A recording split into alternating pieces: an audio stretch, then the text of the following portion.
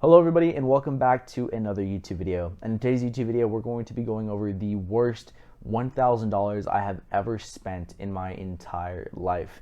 Honestly, I'm pretty embarrassed to talk about this story, but I feel like it's important to put it out there because if I can just save one of you guys from going through the same mistake that I did, then this whole video would have been worth it.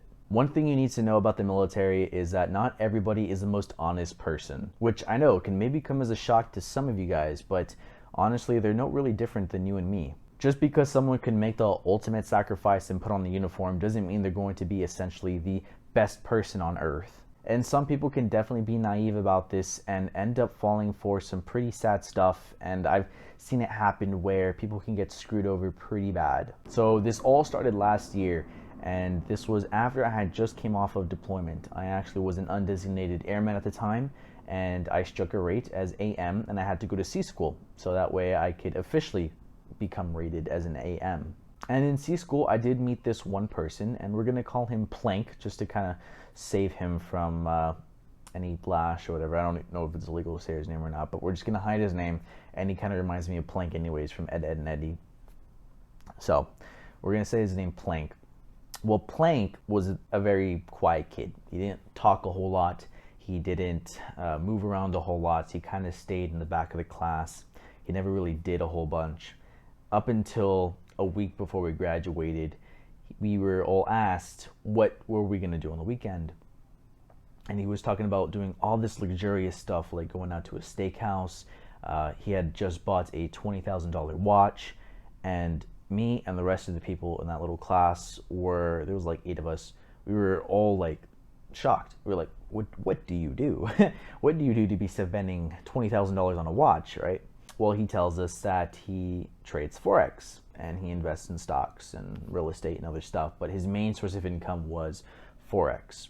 I think some of you guys might know where this is going already. Me wanting to be this huge entrepreneur, I thought I would go up and talk to him. Not really wanting to get into Forex or any of the things he was getting into, but more kind of discuss his work ethic, what did it take to get there, just, experiences like that. Well, he, I guess, saw me as a golden opportunity that someone came up to him. And here I am, right? This guy that wants to throw all his money he just saved up from deployment, throw it into somewhere where he can grow his money, get rich quick, right? And then that way I could start splurging it on more Lego, as you can see behind me. So, am I the only one that's going through this Lego craze? I don't know. Like, me and my friend are both going through this Lego craze right now, and I'm curious if any of you guys are going through it as well. Just leave in the comments below. Anyway, I'm getting off topic. Anyways, so he's basically like, hey, this is what I'm going to do.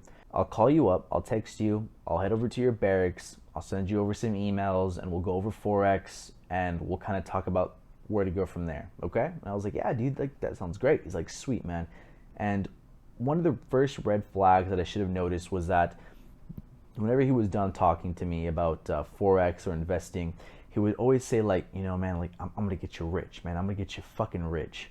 Like that Wolf of Wall Street, right? Like Leonardo DiCaprio. And that should have been the first red flag. But, I definitely was naive back then to just kind of trust anybody in the military. And I knew I shouldn't have.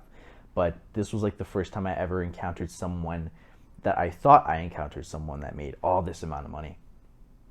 So I would say I did fall for that. And also, whenever he would text me about Forex or his investments or the money he made that day, he would always text, like, at the end, let's go. I don't know why he did it, but it was just his thing. And it annoyed the crap out of me, but I wasn't going to tell him because this was the guy that was supposed to make me millions of dollars. So he comes over to my barracks after like 2 weeks of, finally kind of like going back and forth. And we had already graduated. And he tells me, he's going to go to Japan soon. So he wants to show me as much as he can before I leave. So I'm like, okay, that's cool. Like, that's really cool of you. I really do appreciate you doing this. So he comes over and I open up my laptop and we're going through some things. And he sends me over some emails about Forex. And I mean, it's legit. He's sending me videos, tutorials, like hours long. Huge like essay written things about Forex, and I'm like, man, I gotta do all this. He's like, I know it's a lot, man. I know it seems daunting, but just read a little bit at a time, and you should get the hang of it. And I was like, okay, like, this is cool. Now, this is why I kind of trusted him a little bit more, because he was giving me this free material. I didn't have to pay for it at all. When I opened my laptop and I went on the website he told me to go on, he was showing me all this Forex stuff. And like 2 minutes in, like I'm not even joking, like 2 minutes in, he starts kind of going over what he's gonna do and how he's gonna take money and he's gonna like basically make thousands of it and then give it to me. And I'm like, oh wow, I thought he was gonna do it from his own money. And then at the end he goes, oh yeah, so just pull out a loan for $3,500 and then give it. Stop right there. What do you mean take out a loan and give you $3,500? He's like, oh yeah, no. What you're gonna do is you're gonna take out $3,500, because I guess he didn't think I had $3,500, so he wanted me to take out a loan. He says, I'll take that money, I'll put it into my account, I'll grow that money for you, I'll make you thousands of dollars, and then I'll give that back to you, and then you just give me a portion of the share, right? And we'll basically go from there. And then if you want to do anything else together, you'll have to pay for it. But for the first time, it's going to be completely free and on me. I was like, one, I'm not going to pull out a loan just to give you money, especially $3,500. So I was like, this is what I'm going to do instead. I'll give you $1,000 cash instead of taking out a loan. Boy! And his eyes lit up and he was like, oh man, like that's actually, yeah, that's a lot better. Yeah, it's probably best if you don't take out a loan. And then he's like, because you trust me so much, if you want to pull out your money whenever you want to, let me know and I'll take it out and I'll give it right back to you. And I was like, okay, sweet, right? Like, thank you. That means a lot. And I think I believed him because, so far everything was free. Now, he didn't mention that before, right? I don't think he mentioned that if I didn't have the risk tolerance for it, he would have taken out my money beforehand if I had given him that $3,500. But I didn't bother to ask because, he was giving me this stuff for free. So I was like, okay, cool. Like, this is awesome, right? I'm about to make thousands of dollars. And of course he says, like, I'm gonna make you so rich, man. I'm gonna make you so fucking rich, man. Let's go. Like, it was a football game. And he would even text me, like the next day, hey man, my stocks are up like 15%. Let's go. I was like, oh, let's go.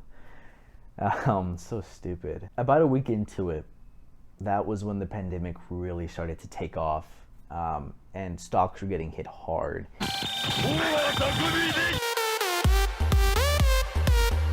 And I wanted to now invest in my own individual stocks. And I would text him just to see how Forex was doing during all of this. And he would take hours, if not days, to get back to me. I think the longest he ever took was like 3 days to get back to me. And I would ask him, hey, how's Forex doing, man? At this point, I was pretty sure he was still in the US. He had not gone to Japan yet. And he's like, man, yeah, Forex is doing good, man. He's like, yeah, man, you're up hundreds of dollars right now. Like, you're doing awesome, man. Just keep your money in there and it'll get bigger. And I was like, all right, cool, thank you. I would wait a week later, and at this point, I pretty much learned everything from my training, watching previous YouTube videos about market crashes, and I already had a lot of money in the markets. And I kind of wished at that time I had $1,000 that I had given him to put into the market during that bottom. And I would text them again. I'm like, hey man, like, I'm not too sure about this Forex thing. You haven't really shown me any pictures that I made all this money yet, or hey, you haven't really kept me updated. I'm always the one texting you, you're not the one texting me. And he's like, oh no man, like, don't worry about it. Yeah, you're actually up thousands of dollars right now. As for the picture, I can have some private stuff right there. It's kind of mixed into my own stuff, so I hope you understand I can't really be taking pictures of stuff like this. But don't worry, I'll come over this weekend and I'll show you everything physically, and just so you know your money's safe. And I'm like, all right, man, but after this week, if I don't see anything, then that's it. Next week happens, and what do you know? He didn't show up, right? So at this point, I was like, okay, I'm missing out on all this opportunity in the markets. I have no idea what's going on with Forex. I don't even know what the hell really Forex is. I only read up like a few paragraphs on those emails he sent me, and I'm like, okay, this is not the investment for me. I want my $1,000 back. And I basically texted him, and I'm like, hey, this isn't for me. I would like my $1,000 back. Thank you for at least trying. You can keep whatever profits if I made any, sweet. But I just at the very least want my $1,000 back. This took this man 3 days to get back to me. 3 days. And I finally texted him, like, why haven't you texted me back? It's been 3 days. He's like, oh no, sorry man. Like, I've been out and about. Ha, let's go. He was like, are you sure, man? Like, you're up a lot of money. I would hate to see you go. I know I can make you filthy rich. You just got to give me more time. But don't worry, man. You know I got you. At this point, I was really starting to get skeptical. I was getting real fishy. And I was like, you know what? No, I want my $1,000 back. Plank was like, all right, well, it sucks. I gotta see you go, but a deal's a deal, and I'll give you back your $1,000. All you have to do is pay the transfer fee. I'm like, what do you mean a transfer fee? He's like, oh yeah, well, I took your money and I put it into my account, and then to take that money back out, you just got to pay a transfer fee, just something with my brokerage, and it's just something small. I'm like, well, how much is the transfer fee? It's like $75, and I was like, okay, because you say you're so cash loaded and rich, and you already have money in there anyways, wouldn't it be smarter if you just maybe gave me $1,000 in cash back, and you can just keep that $1,000 in there, just on me, leave it in there, just give me $1,000 a year cash, we'll call it even. And he's like, oh, you know what? Yeah, that's actually a great idea. Yeah. I caught him there. And he's like, yeah, I'll do that instead. I was like, all right, I will like my money by tomorrow. He's like, yeah, man, I'll Navy Fed it. It's the banks that we use. Usually they'll show up with between like 2 to 3 business days. And he's like, yeah, I'll Navy Fed it. You should see it within the next few days. I'm like, okay. 3 days go by. I don't see a dime. Hit him up, and no response for the next 2 days. At this point, I was getting really worried. I already had passed up a lot of opportunity in the markets, and I was getting really pissed. And I would call him and I would text him. I would get no reply. And then finally, I would get like a text later, like, oh, haha, same shit.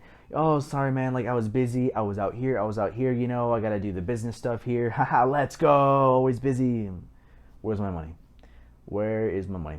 He's like, oh, yeah, it should have gone there by now, man. Like, I had already had sent it. I guess it's just taking a little bit more time because, it has to go through my bank account. And it has to get verified, and it has to. I'm like, this dude is spitting that one scene from the Kevin Hart thing. And I was like, man, at this point, I didn't trust him at all. And I was like, no, I want my $1,000 back, or I'm going to have to get the military involved. And he's like, oh, man, you don't have to take it that far. He's like, don't worry, I'll give you the money. Just look out for it tomorrow. It should be there by tomorrow. And I was like, better be there by tomorrow. Lo and behold, tomorrow comes, I get my money finally. 1/4 of it. Yes, I only got like a couple $100 back. And I was livid. I was so livid. And I immediately get on him. And I'm like, you are missing like $750. Where is the rest of that money? And he's like, what? You didn't get all of it? And I was like, no, I did not get all of it. I want the rest of it. And he's like, oh, man, my bad, man. I thought it had gone through. I guess I must have mistaken. I transferred something else. I was like, send me the rest by tomorrow. He's like, all right, man, not a problem, man, let's go, haha, oh, by the way, my investments are up, this week. I don't care. Tomorrow. He's like, all right, man, you'll get it by tomorrow. 2 days go by. I tried calling him the next day, no answer. The second day, I ended up getting the next sum of money, which was about $300. Still missing pretty much half. Man, at this point, I was about ready to go to my chief and seek him out, because at this point, it took so long. His supposed date to leave to Japan was already past him. So this man was probably already in Japan by now. So I couldn't go to his barracks, right? Which is funny. That also should have been a red flag, that if he was this multimillionaire or 100,000-aire, right? What was he doing living in the barracks at first? But anyways, I hit him up. You are missing half, man. Where is my money? I felt like a mafia boss at this point. I want to break some knuckles here. So he goes, oh, man, what? He's like, I could have sworn. You couldn't have sworn shit. I want half of it back now. And he's like, you know what, man? He's like, you're right. I guess I mistransferred it again. I'll send you the money again. Check it by tomorrow. Tomorrow, or I'm taking it to the CO.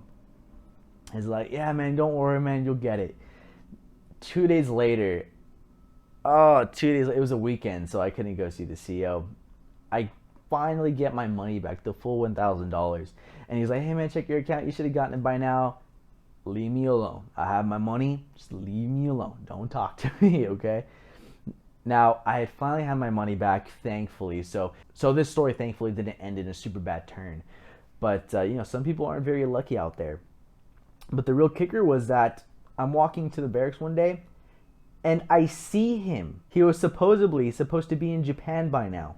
And this man is walking to his barracks room. And lo and behold, it's the same barracks room that I'm living in. He's just living on the second story. So I don't know how I missed him all those weeks. I'm thinking he probably was hiding behind a wall, okay? And then I would go into my room, and then he would like run up to his room, and I was just like, what the hell? And apparently he tried to do the same thing to multiple other people. I even think, I have a feeling he even tried to do it to my chief, because my chief and him would like talk about investments, right? And if I knew Lindgren was a dishonest person like that and what he did to me, I can just imagine what kind of sly talk he was saying to Chief over there. God, I hope nothing happened to the Chief, because if something did, that's Plank's ass. That is Plank's ass if he had one. And then the last part of this story was like months later. I get this text. It's like April now, and I get this random text out of nowhere. Hey man, haha, like I made it back in Japan. Let's go. Just wondering, man, like I'm kind of low on cash here, out here with nothing really to do. They have us on lockdown because of the pandemic. He's like, you mind sending over some money, man, for like old time's sake? Haha, let's go. Get out of here. Get the fuck out of here. Like, no. I'm not. This is a joke. Like, I'm not. No. I didn't even text him. I just blocked him. Never heard from him ever again. So basically the moral of this story is, please be careful who you entrust your money to, if you do, and don't fall for people just because they wear a uniform. Because people in the military can be just as dishonest, if not more dishonest, than people out in the civilian world. Sad as it is to say, sometimes in the military, it is not the friendliest of places. But anyways, you guys, that is going to be it for this video. Please sink that like button to Davy Jones's locker and hit subscribe if you think I've earned it. And I will leave you off with a please be careful. Be very careful with how much I preach about you guys saving your money and making sure you guys know where your money is going. Be careful, because there are people that will cheat you out of it and will try to take advantage of you in any way, shape, or form that they can. So be very, very defensive on that with your money, and hold tight and invest in things that you only know. But yeah, that's it. Okay, thank you guys so much for watching this video, and I will see you guys in the next one.